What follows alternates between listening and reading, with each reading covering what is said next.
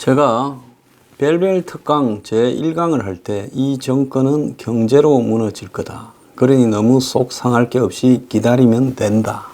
하루에도 몇 센치씩 자기 무덤을 파고 있다라고 말을 했습니다. 그게 작년 아마 한 10월 달쯤 됐을 건데요. 자, 이제 실감이 좀 나십니까?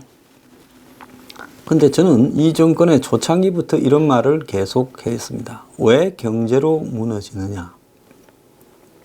한국 경제가 병든 지는 오래됐습니다.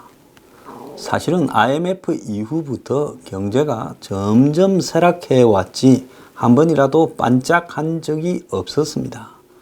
그런데 정권이 교체될 때마다 경제 정책의 방향이 180도로 뒤바뀌면서 한국에는 정치가 경제를 도저히 살릴 수 없도록 만들어가고 있고요. 대기업의 순위도 정권이 바꿔버리고 IMF를 빙자해서 IMF 때 사라진 재벌도 많고 사라진 기업도 많고 별것 없다가 급성장한 회사도 많았습니다. 그래서 정권이 어떻게 이 기업들이 끈을 잡느냐, 정권과 기업이 어떻게 끈을 잡느냐가 기업을 살리고 죽이는 일을 좌지우지했고 정권마다 정책이 180도 바뀌어가면서 그야말로 혼란함을 계속 연속적으로 연출했습니다. 자, 그리고 정권 스스로가 하는 말들이 하도 오락가락해서 양치기 소년이라는 말까지도 나왔는데요. 자, 최근에 이 집값을 이 정권이 잡지 못해서 1년 전에 수요 억제책으로 다시 돌아갔다. 이렇게 지금 이야기를 하고 있습니다. 투기가 심한 지역에는 부동산 대출을 억제하고 그리고 정부가 이제 부동산 규제로서 집값을 잡지 못하자 공급을 확대해서 아파트를 더 많이 짓게 하겠다. 서울 도심의 공급을 늘리겠다고 하고 있습니다.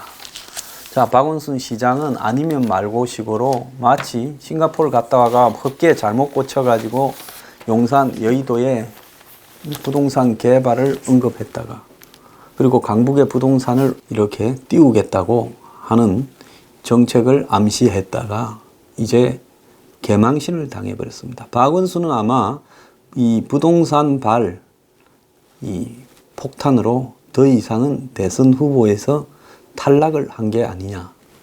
그렇게 저는 생각을 합니다.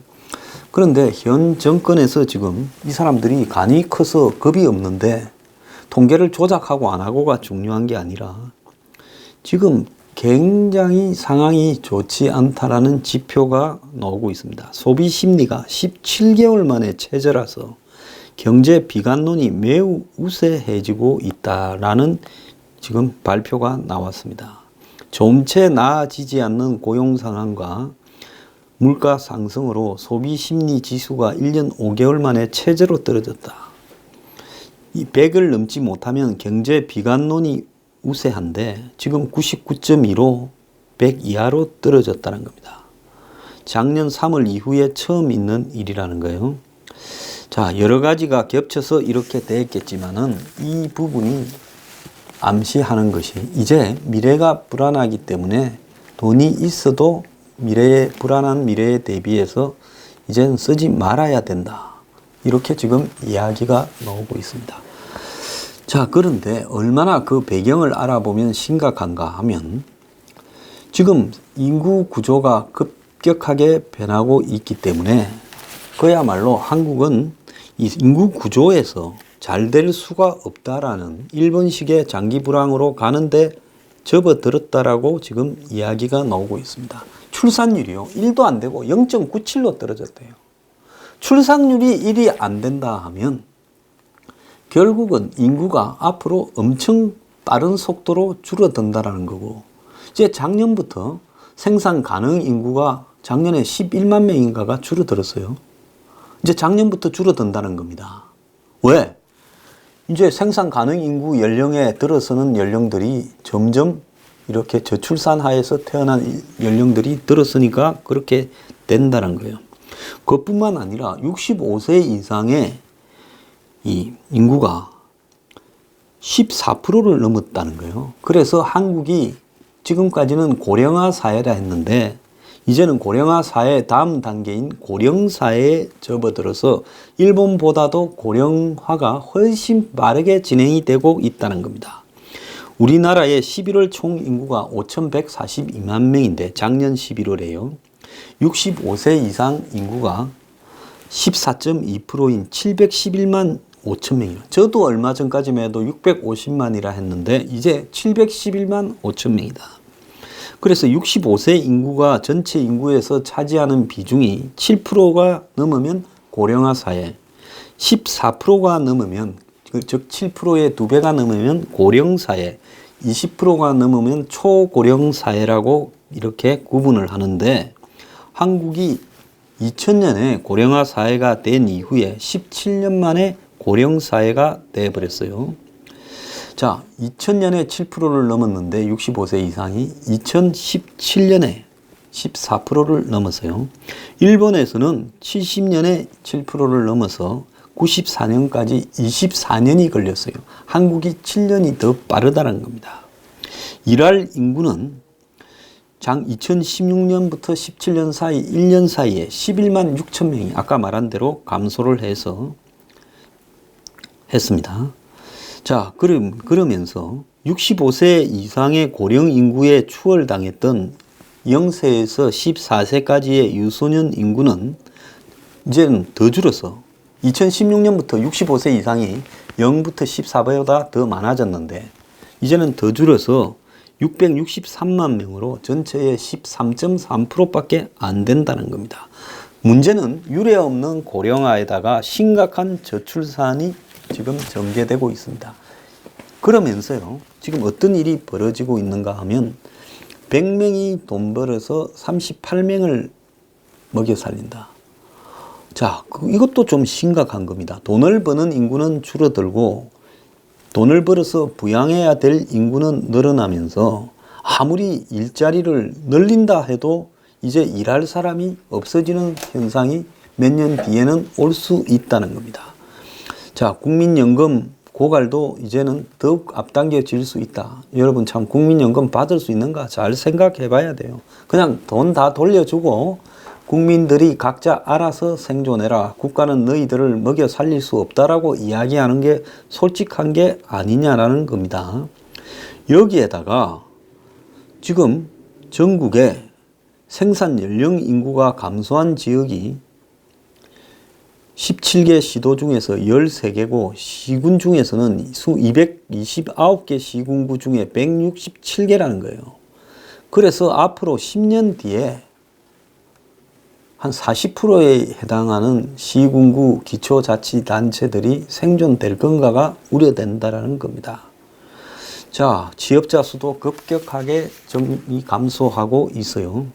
이게 취업자 수 감소는 일자리가 없어서 그런 것도 있고 일자리가 있지만은 일할 사람이 없는 부분까지도 이제는 합쳐져서 그런 건데요. 여기에 또 중요한 게 뭔가 하면 서울 근로자의 절반이 7년 뒤에 4차 산업혁명으로 실직될 위기에 놓이게 된다는 겁니다. 제가 기술의 지나친 발전에 대해서 그것이 마치 모든 사람에게 이익이 될 것처럼 대통령 후보들이 셔츠 바람으로 이어폰 끼고 설명하고 하는 짓거리 해서는 안 된다고 이야기를 하지 않았습니까? 자, 4차 산업혁명의 핵심적인 과실은 미국이나 유럽에서 따먹게 될 거고요. 한국은 부스러기 과실을 따먹게 되겠지만은 중요한 것은 그 부스러기 과실을 따먹는 것도 한국의 대기업이나 일부 대기업에 버금가는 벤처기업이고 그 나머지 국민들은 일자리가 없어지는 것밖에 안 남는다는 겁니다. 기술의 발전에 따라서 그 기술을 소유한 사람, 자본을 투자한 사람만 이득을 보고 대다수의 이 중산층 서민들은 가난해진다는 것이 3차 산업혁명 때부터 가시화되고 있는 일입니다. 그래서 서울 거주자의 절반들이 7년 뒤에는 4차 산업혁명으로 일자리를 잃을 것이다. 그래서 단순 노무직이나 제조업 종사자들이 최대 피해자가 될 거다. 이걸 잘 알아야 된다는 거예요. 제가 이런 이야기를 벨벨 특강이나 제 이 방송에서 수도 없이 해도 들어도요. 딴소리 하는 사람들이 있어요. 4차 산업혁명을 통해서 기술 발전에 이렇게 그러면 낙오되잔 말이냐. 그렇게 들어가서 우리가 앞장을 서서 4차 산업혁명을 이룩하면 거기서 부가가치가 나와서 더 잘 살게 될 거다. 인터넷 은행이나 원격 의료도 결국 그런 것이다. 일자리 창출한다. 헛소리 하고 있습니다. 정말로 듣고도 믿지 않으면요. 제 강의도 들어오지 마시고 더 나아가서 제 방송을 보지 마세요. 정말로 진짜 불쾌합니다. 자, 뻔한 이야기를 가지고 그걸 아니다라고 이야기하는데 저희 당장 이는 기사들이 나오지 않습니까? 자, 서울시의 연구원에서 연구한 건데 4차 산업혁명에 따라 서울 거주 취업자의 43%가 2025년에 기술로 대체될 위험성이 높은 직종에 종사하고 있다. 전통 제조업 종사자, 단순 판매직, 노무직은 고용 측면에서 가장 열악한 집단이다. 의류, 신발, 섬유, 금속, 식품에 종사하는 기능직과 기계 조작직, 판매직, 청소직 비롯한 노무직이 이 집단에 속한다. 전기, 전자, 기계 제조, 운송 관련직도 자동화가 급속도로 진행돼서 고용 위험이 큰 집단이다. 자동화가 빨리 진행되면 대규모 장치 산업에서 기계 장비를 운영하던 사람이나 대규모 수송 차량을 운용하던 사람들도 기계로 대체된다. 그래서 전자설비 발전시설, 자동 조립 라인, 산업용 로봇, 공작 기계 등을 제어하고 운용하는 기계 조작원이나 기관사, 건설장비 운전사, 선박, 승무원도 기계로 대체되고 있다. 그래서 실직 고위험군을 다른 산업으로 이직하도록 유도해야 된다. 이렇게 말을 하고 있습니다. 자, 지금 나타나는 인구구조, 출산구조, 생산 가능 인구의 소멸, 100명이 일해서 38명을 먹여 살려야 되는 것. 자, 거기에다가 4차 산업혁명의 영향, 이런 것들이 한국 경제를 거의 박살을 내고 있어요. 그러면 문재인이 상식이 있는 사람이라면 장하성이 같은 저런 사람은 멀리하고 여기서 도대체 어떻게 해서 고용을 유지해야 되겠냐. 이게 핵심입니다. 지금 미국이요. 전통 제조업으로 돌아가야 되겠다라고 하는 이유가 어디에 있다고 봅니까? 제조업을 해야 일자리가 생기는 거지 금융업으로 가버리면 일자리가 안 되는 겁니다.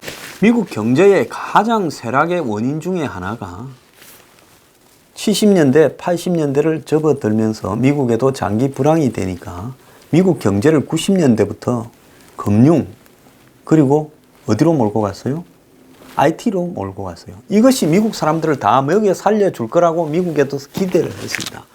그러면서 제조업들은 8, 90년대를 거치면서 2000년대까지 되자 중국이고 해외로 다 이전해 버렸어요. 그러니까 미국에는 있던 공장들이, 동네에 있던 공장들이 다 사라져 버렸습니다.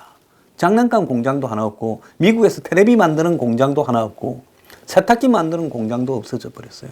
자동차 공장도 미국에 거의 다 망해 버렸어요. 이렇게 되니까 지금 트럼프가 뭐라고 합니까? Make America Great Again 이렇게 이야기를 하지 않습니까? 그러면서 핵심이 뭐예요? 미국으로 공장들 다 들어오고 미국에 물건 팔아먹으려면 미국에서 만들어라. 그러면서 허접한 일자리라도 미국에서 생산하고 미국에서 서비스가 이렇게 되도록 운영하라고 그렇게 이야기를 하잖아요. 저것이 그냥 나온 이야기가 아니라 제조업이 중심이 되는 경제가 결국은 일자리를 유지해 나가는 것이지 IT나 금융업으로 간 경제는 다 소수는 미국에도 실리콘밸리나 샌프란시스코 일대 나파밸리에서 와인 먹으면서 람보르기니나 포르쉐 타고 해안가 집에서 삐까 번쩍하게 살지만은 다수는 정말로 집 뺏기고 가난하게 살아간다는 겁니다. 점점 가난해지고 있어요. 그래서 미국이 왜 저렇게 되었는가에 대한 고민이 제조업이 다 기어 나가서 그렇다는 겁니다. 그럼 문정권이 상식이 있다면 한국의 제조업 복귀가 중요하지 원격 의료나 인터넷 은행 같이 기존의 의료진을 없애버리고 기존의 은행에 근무하는 서비스직을 없애버리는 쪽으로 문재인이 이야기를 하고 있다. 그래서 이런 식으로 원격 의료나 인터넷 은행을 밀어붙이는 것은 이 사태의 본질에 대해서 이해가 전혀 없다라는 겁니다. 그래서 세계적인 경제 변화의 추세나 산업혁명의 진전 추세를 보고 왜 사람이 점점 가난해지고 일이 없어지는가 하는 부분에서요. 자, 한번 보세요. 일본 같은 경우에는 그나마 노력을 하니까 한때는 불황에 시달리다가 고령화가 진행이 되고 그 다음에 젊은 사람들이 저출산이 진행이 되면서 한국보다는 일본이 훨씬 애 많이 낳아요. 그러니까 일자리가 남아 돌고 사람이 모자라는 게 됐지 않습니까? 한국도 똑같은 그런 인구 구조인데 한국에는 왜 일자리가 이렇게도 없는가 하는 부분에서 핵심은 제조업이 없다라는 겁니다. 질 낮은 서비스 업종들만 남아 있어요, 국내에. 그러면 이 제조업을 국내로 복귀시키는 일이 핵심적인 과제다. 그러면 제조업이 복귀되려면 뭐가 돼야 되겠습니까? 노동 비용이 낮아져야 되는 거고 노동 생산성이 높아져야 되는 거지요. 그러려면 어떻게 돼야 돼요? 한국의 민노총, 한국노총 같은 저런 노조들의 정치 임금이나 임금 거품을 빼버리고 비정규직이나 하청업자나 정규직이나 임금이 비슷하도록 만들어 가야 되는 겁니다. 그런데 거꾸로 했죠. 비정규직에 정규직화를 했지 실제로 이 정규직들의 지금 임금을 깎아서 밑에 내리려고 하는 시도는 하지 않았다는 겁니다. 이것부터 먼저 했어야 되죠. 그러면서 노조가 현 정권을 떠받드는 좌파 집단의 첨단에 있다고 보고 그들은 건드리지 않고 있습니다. 그러면 제조업이 해기, 즉 리턴을 하겠습니까? 죽어도 해기를 안 하지요. 내가 오나라도 한국에서는 안 된다고 보고 오지 않겠습니다. 한국에 기업 열었다가 그 노조 만들어서 회사에 죽든 살든 임금 올린다고 하면 누가 하겠습니까? 제가 모든 노동자들을 폄하하는 게 아니라 한국에 지금 전체 노동자의 10%도 안 되는 양대 노총에 속한 짭짤한 노조들에 대해 이야기를 하는 겁니다. 자, 기업 부채의 양극화가 심해졌다. 부채 비율이 200%가 넘는 기업이 더 늘었다. 그래서 경영 환경이 좋은 기업이 이 빚을 줄이고 있는데 이런 기업들은 몇 개 되지 않는다라고 이야기까지 나오고 있습니다. 이제 기업들도 남아있는 기업들도 환경이 점점 악화되어 가고 있어요. 그러면 국내의 제조업을 되살리기 위한 기술 혁신이나 R&D 지원이나 복귀하는 제조업에 대해서 임금에 대한 통제나 그 다음에 각종 땅과 여러 가지 규제 완화를 해주는 부분이 거기에 집중돼야지 일자리를 없애는 데 집중이 되고 있다. 이건 정상적인 사고로 볼 수 없는 무지함이라는 겁니다. 자, 이런 어떤 문정권이 이런 식으로 나라를 끌고 갔을 때 한국 경제가 살아남을 수 있을 거라고 보느냐? 저는 절대로 못 살아남는다고 보고 있습니다. 자, 이래도 죽고 저래도 죽는다면 문정권이 아마 자기 대에서 경제를 파탄낼 것이다. 이렇게 보는데요. 자, 지금 한국 경제가 회색 코뿔소의 상황이다. 문 정권 위험 알고도 대응 못한다라는 한국경제학회 차기 회장인 이인실 씨가 이 문정부에 쓴소리를 했습니다. 서강대 경제대학원 교수인데요.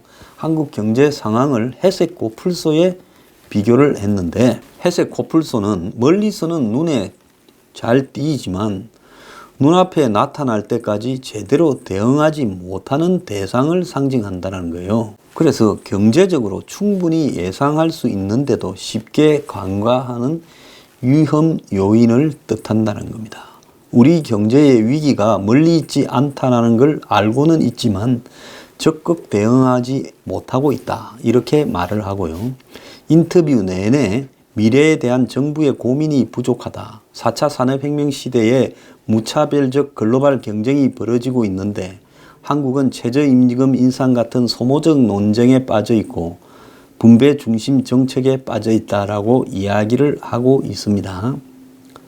자, 그래서 소득주도 성장을 더 강화하겠다 하는 데 대해 고용 등 모든 주요 경제 지표가 나빠졌다. 자, 반성은커녕 장하성이 확신해 있다. 지금 전문가 학자 의견을 듣지도 않고 있다. 내 생각만 맞고 나머지는 틀렸다는 착각에 빠져 있다. 그리고 소득주도 성장을 평가하자면 하고 물으니 성장하려면 노동, 자본, 생산성 세 가지를 향상해야 되는데 소득주도 성장은 소득을 올려서 성장하겠다라는 것으로 경제학적으로 보면 단기적으로 가능할지 몰라도 장기적으로는 불가능한 이론인데 어디서 그런 확신이 나왔는지 모르겠다. 통계청장 경질에 대해서 너무 충격적이고 경질 이유가 납득이 안 된다. 통계는 정확성이 중요하다. 통계청은 독립과 신뢰가 생명인데 문제가 된 것으로 알려진 가계 동향 통계는 개선되기 위한 변화의 과정에 있었는데 이거 일부러라도 손을 안 대야 되는데 마음에 안 든다고 통계청장을 이렇게 바꾸면 이제 통계 조작한다는 비난밖에 더 됐겠느냐. 청와대의 올바른 경제 정책 방향을 조언한다면 지금 매우 불확실한 시대에 살고 있고 미래를 예측하는 투자를 해야 되는데 청년 일자리도 필요하려 하지만 미래 일자리도 고민해야 된다. 미중 무역 분쟁에서 한국이 직격탄을 맞을 거다. 인적 자본에 대한 투자를 해야 되는데 소득주도 성장에 매달리고 있다. 현재 한국 경제를 진단하면 소비, 투자, 심리, 고용 등 모두가 다 나쁘다. 구조조정이 미진하고 수출도 반도체에 쏠려 있다. 경제가 어려우니 정부가 회복하기 위한 재정을 풀고 있는데 회색 코뿔소 상황이다. 터키처럼 심각한 상황은 아니지만 위기가 상존하고 있어서 하나라도 터지면 굉장히 어려워질 수 있다. 어디서 터지겠느냐? 생각지도 못한 곳에서 나올 수 있다. 최저임금 인상, 근로시간 단축 등 모순되는 제도로 인해서 내부가 터져버릴 수도 있고 이 정부의 부처 이기주의로 인해서 그런 것들이 감춰지고 있다. 과거 보건복지부 고위 관계자는 국민이 조금만 불편하면 몇만 약사가 묻고 산다는 말도 했을 정도이다. 기득권도 문제가 아니냐니까. 기득권이 시민단체와 소위 386이라고 불리우는 청와대 일부 세력들까지도 기득권화되어 있다. 청와대가 프레임을 만들지 못하고 있다. 이렇게 말을 했습니다. 한국이 재정 건전성이 좋다 하지만은 부채나 고령화 등을 감안하면 OECD에서 안심할 수준이 못 된다. 이래서 문 정권이 성장 담론도 없이 보수 꼴통 문제로만 취급을 하고 어쨌든 성장을 해야 나눌 수도 있지 않겠느냐라고 이야기를 하고 있습니다. 저도 어차피 많은 성장이나 높은 성장은 예년처럼 되지 못해요. 그렇지만 이 잠재 성장률 이상의 성장은 해야 되는데 지금 한국 경제가 이제 2.8% 성장, 잠재 성장률보다 더 낮아지고 있다면 이것은 정권이 전적으로 무능하다고 저는 보고 있습니다. 적어도 3.5% 등 3.3%대 후반의 성장을 목표로 하고 조금만 노력하면 그렇게 될 수도 있어요. 그래서 지금 남북 경협 같은 경우에도 냉정한 접근을 해야 되는데 SOC의 수익성을 간과할 때는 큰 코를 다칠 수 있다라고까지 이야기를 하고 있습니다. SOC 사업 같은 경우에는 한국에서도 수익성이 없는 경우가 대부분인데 북한의 SOC 사업을 했을 때 돈 버린다고 생각하지 않으면 거기에서 무슨 돈이 나오겠느냐라고 이야기까지 하고 있습니다. 그래서 문 정권은 이제 절벽을 향해서 가고 있어요. 통계청장도 바꿔버려서 이제 절벽에 떨어질 때까지도 떨어지는지 어떤지 모르다가 갑자기 떨어질 겁니다. 언제부터 그리 되냐고요? 저는 올 연말쯤 되면 한 4달만 지나면 지금보다도 훨씬 더 안 좋은 상황일 건데 이 정권은 통계를 조작해서 국민의 눈을 가리겠죠. 그렇지만은 경제는 피부로 실감할 수 있는 겁니다. 문재인 정권 이제 죽으려고 작정했는데요. 국민들은 거기에 같이 썰려가서 안 죽기를 바랍니다. 문제는 고래 싸움에 새우가 등이 터지는데 지금 아파트 경비원에서 쫓겨나시는 분 그리고 식당의 최저임금 상승으로 일자리를 상실한 분 이런 분들이 제일 딱한 거예요. 그분들은 누가 먹여 살립니까? 전부 모여서요. 문 정권 청와대 앞에 가서 먹여 살려라라고 좀 외치기 바랍니다.